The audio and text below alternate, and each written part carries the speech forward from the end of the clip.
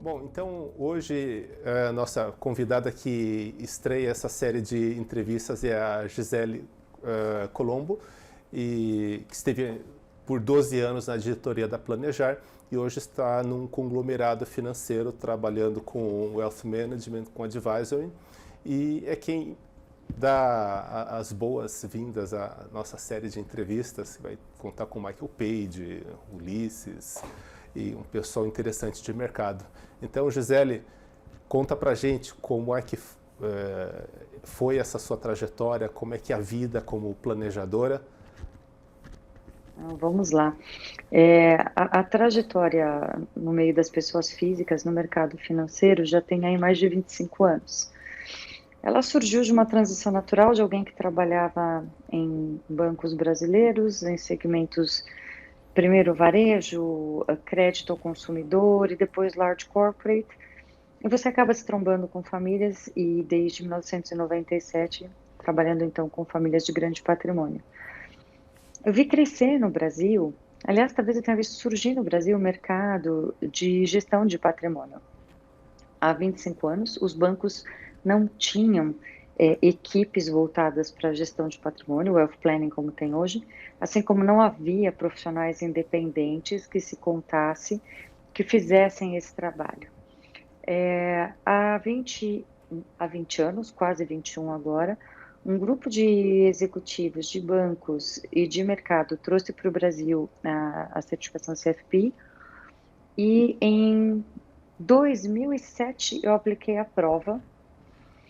Eu achava a certificação muito interessante porque o que ela trazia era uma ideia de excelência para trabalhar em planejamento financeiro. E eu, como já estava há bastante tempo em private, a essa altura, já tinha 10 anos em private, eu achava muito importante que quem interagisse com o cliente tivesse uma qualificação maior. E isso foi muito importante para a minha carreira. Então, eu sempre me dediquei muito para o cliente. Acho que o que fez muita diferença para mim foi a capacitação técnica, o tempo inteiro ler, estudar, aprimorar, procurar estar atualizado com uma série de temas. É difícil, né, hoje em dia, em que a gente tem, além de produtos de investimento, além das questões regulatórias, além das questões tributárias e sucessórias, a gente ainda tem que lidar com o mundo dos criptoativos, com o metaverso, e vamos ver o que mais aparece. É, pessoalmente eu prefiro deixar isso para frente um pouco. É muita coisa, mas tá É certo. muita coisa, mas é desafiador e tem sido muito importante ao longo da jornada essa questão do estudo contínuo. Se Sim, você não se preparar, não acontece. certamente. E assim, Gisele, como você vê o mercado brasileiro, assim, a evolução do patrimônio das famílias, das empresas? Você vê muito mercado ainda para um profissional de advisory? Ou você acha que isso está estagnando, chegando num platô? Ó, de forma nenhuma. É um mercado, eu te diria, ainda nascente. Por quê? Embora a gente fale num grupo mais restrito em planejamento financeiro pessoal já há 20 anos, a grande verdade é que o acesso das famílias aos serviços de consultoria, de planejamento, ele é muito restrito ainda e muito recente. Consultoria pura e esse trabalho que os multifamily offices fazem, então, ao alcance de famílias muito, muito ricas. E isso deveria descer para todas as outras camadas socioeconômicas, porque quando você faz esse tipo de trabalho, você contribui para a geração de patrimônio de riqueza, de melhor controle. Então, é um trabalho muito incipiente no Brasil. Nós temos muitos profissionais independentes que nos últimos 5, 6 anos migraram de bancos para plataformas como agentes autônomos, mas todo esse pessoal, até por regulação, não atua de uma forma forte e ostensiva em financial planning, como a gente imagina que deveria ser. Então, é um mercado incipiente, novo, está inteiro para ser explorado. Nas nossas conversas entre profissionais tem muita discussão de melhores práticas, os melhores modelos, como cobra, quanto cobra. Então, isso mostra que é um mercado que está muito longe de consolidar. A gente tem muita geração de riqueza no Brasil, então, apesar dos problemas do Brasil, de PIBs sucessivamente baixos ou até, muitas vezes, perda de tamanho de Brasil como economia, a verdade é que muitas empresas brasileiras são muito melhores que o PIB brasileiro, muito melhores que o consolidado do Brasil. E todo ano eu vejo muitas famílias que estão se associando a empresas estrangeiras ou estão se associando a empresas maiores que as suas empresas familiares, geram liquidez nova. Essa liquidez vai ser reinvestida no mercado, seja no mercado financeiro ou na economia real. E tudo isso precisa de planejamento financeiro. E não tem profissional preparado de alto nível suficiente para atender todo mundo hoje. Sim, e você disse uma coisa bem interessante que eu até ia me esquecer de falar, mas agora você me lembrou, né? Não somente no mercado financeiro, mas também como na economia real, né? Porque assim, onde o crescimento econômico a gente tem quando a gente tem uma mudança de tecnologia ou um crescimento real economicamente falando, né? E não somente do mercado financeiro especulativo. Tradicional. Exatamente. O mercado financeiro serve para te proteger da inflação. Por mais que a gente fale dos ativos de risco, ele não deixa ninguém milionário. O mercado financeiro sozinho não deixa nenhum investidor milionário. Mas ele pode ser um mecanismo para você acessar a economia real, que isso sim pode deixar alguém milionário. Sim. E para isso você tem que conhecer as estruturas, as ferramentas, os impactos que tem. Então é bastante desafiador. Sim, e também por uma questão de hedge, né? Para esse pessoal todo. Para a questão de Também, proteção. Agora, só vai também. acreditar que vai enriquecer no mercado financeiro quem vende aqueles cursos de day trade e promete ganhar tantos mil em um mês, Não, né? Com o eu perdão acho da que piada. quem vende esses cursos, provavelmente os cursos rendem bastante. Então, ganha dinheiro com o day trade, mas não é com o day trade em si, É com o mas curso. vendendo o curso. A gente brinca até em família, com os sobrinhos mais jovens, que vira e mexe passam numa livraria e vem assim um livro, como operar isso, ou como fazer aquilo, ou como ficar rico de tal jeito. E aí eu me sinto extremamente incompetente, porque com tantos anos no mercado financeiro eu ainda não fiquei milionária. Então, Sim, com toda certeza. E assim, um dos nossos alunos das turmas iniciais, Gisele, eles perguntam, né? Mas assim, é um tipo de questionamento que é muito pessoal da experiência de cada um, né? Ah, ele termina, tira a certificação, em geral ele tem um C, ele já trabalha no banco. Em conseguindo o CFP, qual é quão mais atrativo ele fica para o mercado de alta renda, para um banco de investimentos, para uma multifamily office? Como você vê isso? É tranquilo? É fácil de ele conseguir esse upgrade na carreira? Depende de outros skills? a gente pode falar, né? A carreira sempre depende de hard and soft skills. Nesta coisa de ferramenta em que as certificações vão trazendo conhecimento, você tem um espectro de certificações obrigatórias, que são praticamente licenças, e a certificação CFP, que ela não é uma licença, ela é uma certificação de distinção, é um selo de excelência. E o que a gente percebe? Por pesquisas internacionais que foram feitas várias vezes, um profissional que tem a marca CFP, ele passou por um processo importante de qualificação e de prova dos seus conhecimentos. E tem toda uma orientação para uma questão ética e forma de trabalhar que também ajudam esse profissional a ter uma relação mais longeva e mais justa, mais equilibrada com o cliente. Por conta disso, dessas pesquisas que vêm demonstrando que os problemas com clientes são menores quando quem atende é um profissional CFP, a rentabilidade acaba sendo maior, porque o profissional CFP tem um espectro de conhecimento mais amplo, consegue fazer uma proposta de oferta mais completa. E aí eu não digo que é comprar produto. O cliente sempre vai ter um produto para se utilizar. O que interessa é a adequação disso à necessidade dele. Então a gente percebe que os bancos foram os primeiros a, a encampar ou apadrinhar a certificação CFP. Para você ser um officer de um private banking no Brasil, você obrigatoriamente tem que ter CFP.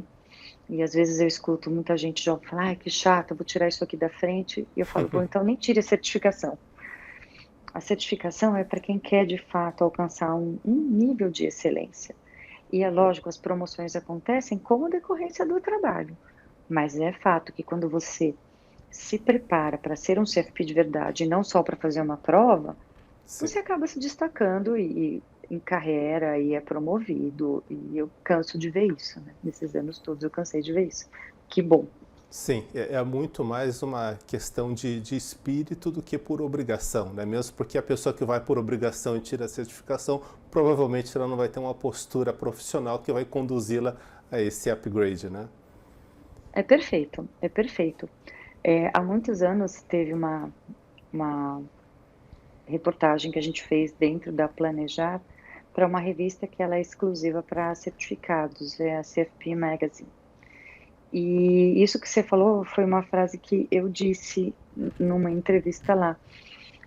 Eu era CFP antes de existir a certificação. É uma questão Uhum. de como você se coloca. E daí que é importante, se você se coloca da forma correta, você não vai fazer um curso preparatório para fazer uma prova. Você vai fazer um curso preparatório para trazer conhecimento que você vai de fato utilizar e vai colocar aquilo na tua vida no dia a dia. E isso vai fazer de você um profissional diferenciado que o seu cliente vai falar assim: nossa, essa pessoa é diferente. Nossa, eu quero trabalhar com essa pessoa. E você não precisa ser necessariamente aquele officer super comercial, bonzinho, super vendedor. Com aquele Se terno você impecável. exato, você se posiciona para o cliente como um profissional qualificado. E isso dá oportunidade para os mais tímidos terem bons clientes, dá oportunidade para as pessoas de origem mais simples terem os seus clientes, dá oportunidade para qualquer um que esteja imbuído desse propósito de fazer um trabalho diferenciado, de alcançar sucesso. Então, eu acho que é uma ferramenta extraordinária, um selo de qualidade que, para mim, tem muito valor o tempo todo. Eu sou muito fã da certificação que eu abracei. Sim. Assim, no nosso escritório, a gente tem uma operação também, uma porta de agente autônomo, e também na gestora. Nem todo mundo que entrega um currículo é convidado, né? E a gente faz até prova de viés quantitativo, de viés de conhecimento de mercado, por conta justamente de conhecer a pessoa e saber um pouco da história dela, saber das habilidades, se ela realmente tem aquele perfil hands-on, ou se ele é comercial, se ele tem uma desenvoltura, se conhece produto, né?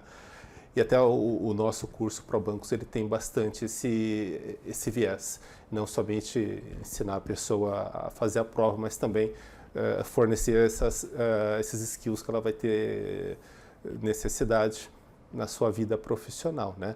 E um pouquinho mais sobre isso, Gisele, mas para o final a gente comenta também daquele projeto, né, para os já certificados CFP, né, que vai ser assim a cerejinha em cima do bolo e que eu acho que é algo do qual o mercado carece bastante.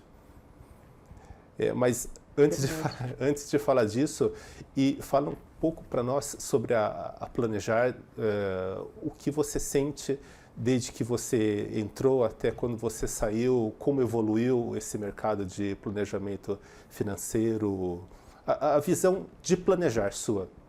Como é que você enxerga o passado, o presente e o que você espera daqui para frente? Vamos lá. No passado éramos o grupo de sonhadores, quando eu me certifiquei na prova de dezembro de 2007, portanto eu tenho a certificação desde fevereiro de 2008 e logo eu comecei a trabalhar lá. Éramos um grupo de sonhadores e idealistas. Era um grupo basicamente formado por profissionais voluntários, então nós não tínhamos quase staff. Crescemos muito pelo abraço que a Ambima ofereceu, porque entendeu o valor nessa proposta. Nós procuramos o tempo inteiro profissionalizar a estrutura da Planejar para que ela pudesse caminhar ao longo do tempo com muito, muito critério no crescimento, para que a gente não perdesse a essência, que é a qualidade elevada dos profissionais, para que a gente não perdesse a ética, para que a gente não deixasse a necessidade ou o sonho de trazer muita gente para o mercado ser impactada, impactar uma geração que seria fraca profissionalmente. Com isso foram sendo criadas comissões dentro da Planejar, conforme ela foi crescendo, fomos trazendo certificados novos para participar dos grupos, fomos profissionalizando a estrutura, investindo em tecnologia, investindo em pesquisa para identificar quais eram as principais deficiências ou dificuldades dos certificados, quais eram as expectativas de clientes e de mercado, enfim.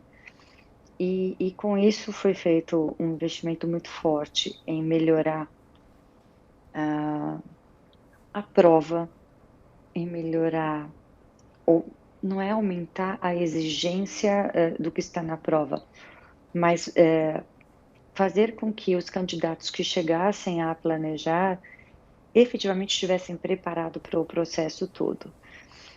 Houve um investimento, ainda é muito tímido em marketing, mas vem sendo consistente para levar a conscientização da população de forma geral que existe um profissional que pode cuidar das suas finanças pessoais. Tem havido, desde uns 8 anos atrás, um esforço grande de aproximação com os órgãos reguladores e autorreguladores do mercado, inclusive um deles com o intuito de criar a profissão de planejamento financeiro pessoal, que não existe no rol de profissões do Brasil. Então, tem todo um esforço de quem estava na direção e quem está atualmente na direção da Planejar para proporcionar um ambiente regulatório melhor, mais claro, para proporcionar um pouco também de benefício para a profissão, para o profissional, para aumentar o acesso à educação, a conteúdos de boa qualidade, e isso vem evoluindo muito. Antigamente, para a gente fazer um evento, era a cada 3, 4 meses um evento presencial. Hoje, semanalmente, há lives com temas importantes, relevantes, que são demanda dos profissionais e sempre com gente qualificada. Então, houve uma evolução muito importante da Planejar e a gente espera que essa evolução continue em benefício dos profissionais e da sociedade. A gente tem uma turma importante lá na Planejar, da qual eu faço parte, que sempre acreditou no impacto. Não aquele impacto romântico do tipo, vamos fazer o bem para o mundo.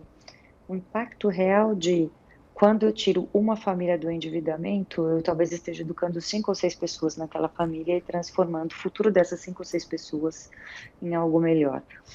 Quando você aplica um planejamento para uma família muito rica e ela vai fazer investimento em fundos de ações ou de empresas que ainda nem estão listadas, e isso vai gerar novos empregos, novos setores, novas indústrias, a gente está levando impacto. Então, ao falar de planejamento financeiro e educação financeira, a gente na Planejar tem muito orgulho do que faz e tem muita ambição de levar isso para muita gente. Sim, mesmo é bom frisar, Gisele, que também que o planejador financeiro ele não opera somente para as famílias, para os conglomerados, mas também para a empresa, né? E também seria ideal que houvesse um planejador também para estratos mais inferiores da sociedade, pessoas das classes mais baixas, justamente por essa questão da organização financeira dessas famílias. Pois é, você vê que há várias iniciativas empresariais na tentativa de democratizar um pouco mais o acesso do planejador financeiro a essas classes sociais mais baixas. Não é uma equação fácil de resolver, porque esse profissional, ele é um profissional que investiu muito na qualificação, ele é um profissional caro. Sim. E para democratizar o acesso de uma população de baixa renda a ele, é necessário muito investimento em tecnologia, para que você possa replicar modelos de planejamento, soluções mais básicas e mais simples. Então, é por isso que quem está começando nesse mercado de planejamento financeiro tem um mar para desbravar, porque muitas soluções não foram endereçadas ainda. Sim. Então, a gente sabe de várias empresas que têm iniciativa para levar a educação financeira, planejamento financeiro para baixa renda, cursos e treinamentos oferecidos para a empresa e seus funcionários, ferramentas que muitos bancos estão adotando nos seus aplicativos. Mas tem muita coisa para fazer, Eric. Sim. Um analista conhecido, Júlio Jerônimo, fez o seguinte comentário, né? Falou assim, e esses softwares de bancos, software que se propõe a fazer um aconselhamento financeiro, um seu advisor digital, isso daí não corre o risco de tomar o lugar de nós planejadores financeiros? Foi a pergunta que ele fez. Eu mando para você. Eu não vejo risco, não. Os robo-advisors, sejam advisor para investimento ou advisor de planejamento financeiro, eles vão trabalhar com dados estatísticos, com banco de dados. E as pessoas, elas fazem parte de estatística, mas elas não são estatística. Para cada pessoa você tem uma solução absolutamente individualizada. Então é lógico que coisas mais comuns, problemas mais comuns, os robo-advisors vão endereçar. Mas você, para aplicar, para auxiliar, para fazer a implantação das coisas, o lado humano ainda é muito necessário. Até porque muita gente, quando fala de robo-advisor, pensa todo mundo aqui, eixo São Paulo, Rio, Minas, Vitória, cidade grande, que é onde você tem a maior concentração de dinheiro. E eu brinco com muita frequência com muita gente. O Brasil não é Faria Lima. O Brasil é um país que não é bancarizado. O Brasil é um país que muita gente paga conta na casa lotérica depois de pegar 2 horas de canoa. Então, até que a gente possa imaginar que a inteligência artificial consiga substituir o trabalho humano, nossa, tem muita gente ainda para andar pelo interior do Brasil para levar conhecimento de forma pessoal. Então, eu acho que a inteligência artificial a serviço do planejamento financeiro é uma ferramenta extraordinária. Mas, até o momento, tudo que você tem de tecnologia e de trabalho estatístico, olha fatos ocorridos e você pode até fazer algumas inferências. Mas a realidade sempre se mostra mais criativa do que as projeções. Sim. Não vejo risco, não. Que bom. Não no curto prazo. Que bom. Não nos próximos 100 anos. Ficamos felizes. Gisele, eu sei que você tem um compromisso logo mais, só para finalizar. No dia 15 de outubro, conversamos com a Márcia Dessen, da Planejar, né? E ela comentou que as provas elas não são estáticas, elas são dinâmicas, né? Há um processo, um trabalho constante de aperfeiçoamento, de atualização e também para evitar que praticamente o mesmo rol de questões siga aparecendo. Durante o seu tempo de planejar, como se dava esse processo de se você tem conhecimento disso, como se dava esse processo de revitalização da prova? Era uma coisa que já vinha sendo estudado havia uns 4 anos e começou a ser implementado agora, a modelo do que ocorreu com o CFI, com o Ambima, com o CGA? Isso, assim, nos anos todos em que eu trabalhei na Planejar, desde o primeiro, como voluntária lá atrás, havia a preocupação em aumentar e atualizar o banco de questões. Não é para a prova ficar mais difícil ou para ter pegadinhas. É porque muita gente, e aí a característica do ser humano, que é um animal, é a preguiça. Então, muita gente quer cortar o caminho, fazer prova, então você faz lá um cursinho que te entrega um monte de simulados de questões já vistas nas provas ou questões parecidas. E é tendência, por essa preguiça natural do ser humano, para cortar caminho, você estuda o simulado, você estuda a resposta da prova, você não vai no conceito. E a gente sabia disso. Então, desde sempre havia um esforço para buscar profissionais de mercado que pudessem oferecer questões para que a gente pudesse incluir na prova. Mas, como eu te disse, no começo a planejar era feita por 30 voluntários e 3 funcionários, não havia condições de fazer essa atualização, essa revigoração de uma forma consistente. A partir do momento que a Planejar ganhou um corpo maior, que permitiu contratação de staff para fazer isso, uma coordenadora de educação, foi possível, sim, ampliar o banco de questões. Então, ampliar o banco de questões pela razão de evitar, sim, que as pessoas estudem por questões passadas. A ideia é que a pessoa seja honesta consigo e vá estudar o conteúdo na base, o que quer dizer aquilo. Né? Então, eu costumo dar um exemplo. O pessoal fala assim, como é que se estuda planejamento sucessório? Eu viro e falo, pega lá o Código Civil, entra lá no capítulo de famílias e sucessões e vá ler. É Mas eu não sou advogada. desesperador aquilo.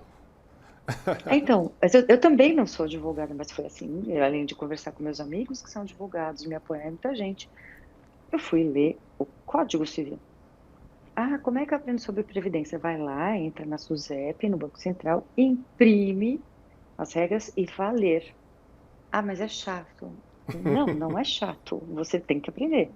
Porque aí quando você faz um curso, você testa seu conhecimento, você aprofunda, você diminui as suas dificuldades, você vai tirar dúvida, mas a pesquisa tem que ser individual. Então, quando a Márcia conduziu esse trabalho de forma brilhante, foi para fazer profissionais melhores. Então, já que ser CFP é um selo de excelência, que assim seja. E isso às vezes é criticado, mas eu sou muito fã dessa qualidade que a gente tem.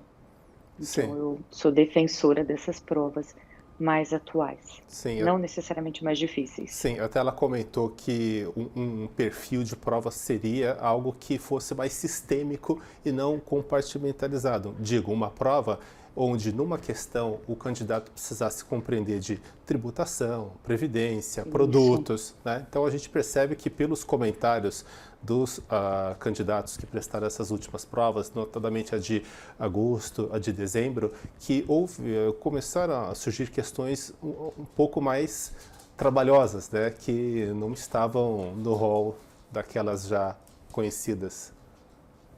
Eric, é preciso falar para o candidato a ser no CFP que a vida real, ela é um cliente que chega à sua mesa, conta um monte de coisas sobre o que ele está sentindo, sobre a família dele, sobre o trabalho dele, ele não te pergunta o que ele deve fazer com o financiamento A ou B. Ele só diz que ele está endividado, que ele tem o filho que precisa fazer isso, que ele precisa ajudar alguém na família.